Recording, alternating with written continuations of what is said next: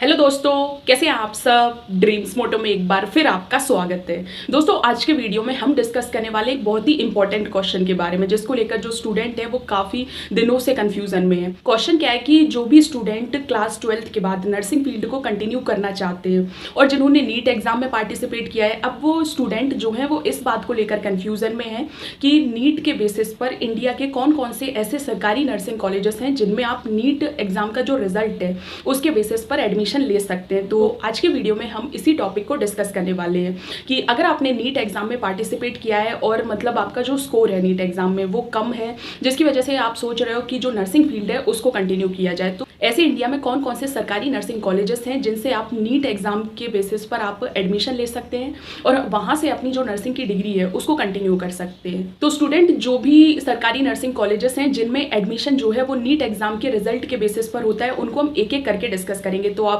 अच्छे तरीके से वीडियो को देखें जिससे आपको क्लियर जो इन्फॉर्मेशन है वो आपको पता चल सके। और अगर आपके नर्सिंग फील्ड से रिलेटेड जो भी डाउट या कंफ्यूजन हुआ करे तो आप उसको कमेंट सेक्शन में क्वेश्चन पूछ लिया करिए। मैं जैसे ही आपका जो कमेंट है उसको देखूंगी, मैं उसको आंसर कर दूंगी। नीट एग्जाम का जो रिजल्ट है उसके बेसिस पर जो नर्सिंग कॉलेजेस में एडमिशन होता है उसमें सबसे पहले नंबर पर है एमएनएस यानी मिलिट्री नर्सिंग सर्विस। पहले क्या था कि एमएनएस का एग्जाम सेपरेट कंडक्ट करवाया जाता था, जिसमें जब स्टूडेंट सेलेक्ट हो जाते थे तो आर्म्ड फोर्स मेडिकल कॉलेज जो पुणे में है वहां से आप अपनी जो बीएससी नर्सिंग की जो डिग्री है उसको आप कंटिन्यू कर सकते थे। लेकिन अभी क्या हुआ है, 2-3 साल से जो एमएनएस में जो एडमिशन होता था वो अब नीट एग्जाम के बेसिस पर होने लगा है। यानी अगर आपको जो भी इंडियन आर्मी के जो भी गवर्नमेंट मेडिकल कॉलेजेस हैं वहां से अगर आपको अपनी बीएससी नर्सिंग की डिग्री को कंटिन्यू करना है तो आपको नीट एग्जाम में पार्टिसिपेट करना पड़ेगा और नीट का जो हर साल का जो भी रिजल्ट है उसके बेसिस पर आपको वहां एडमिशन जो है वो मिल जाएगा, जिससे आप वहां से अपनी जो बीएससी नर्सिंग की डिग्री है उसको कंटिन्यू कर सकते हैं।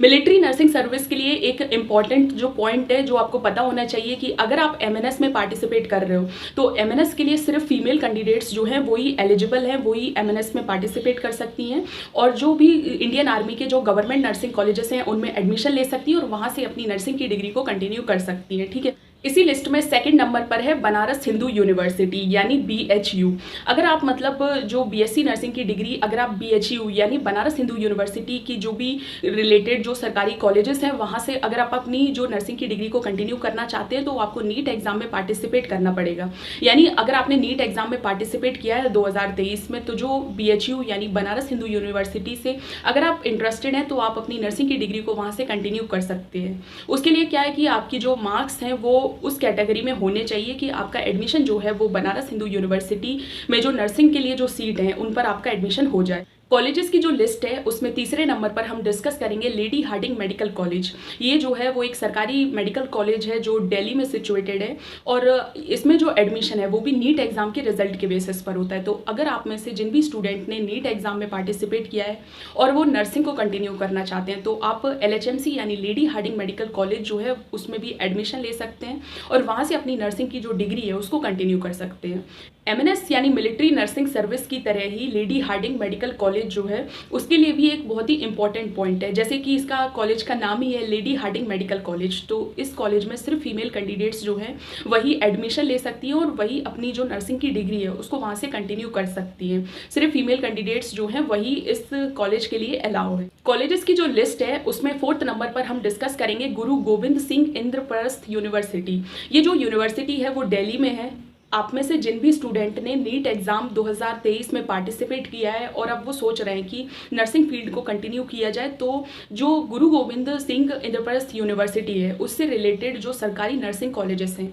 आप उनमें भी नीट एग्जाम का जो रिजल्ट है उसके बेसिस पर एडमिशन ले सकते हैं। तो अगर आप मतलब दिल्ली में रहते हैं या फिर मतलब आप वहाँ से अपनी जो नर्सिंग की डिग्री है दिल्ली से वो कंटिन्यू करना चाहते हैं और आपने नीट एग्जाम में भी पार्टिसिपेट किया है तो आप गुरु गोविंद सिंह इंद्रप्रस्थ यूनिवर्सिटी से एफिलिएटेड जो भी सरकारी नर्सिंग कॉलेजेस हैं उनमें भी आप एडमिशन ले सकते हैं और वहां से अपनी जो भी नर्सिंग की डिग्री है उसको कंटिन्यू कर सकते हैं। गुरु गोविंद सिंह इंद्रप्रस्थ यूनिवर्सिटी से एफिलिएटेड जो भी सरकारी नर्सिंग कॉलेजेस हैं, लगभग 4 से 5 सरकारी नर्सिंग कॉलेजेस हैं जिनमें आप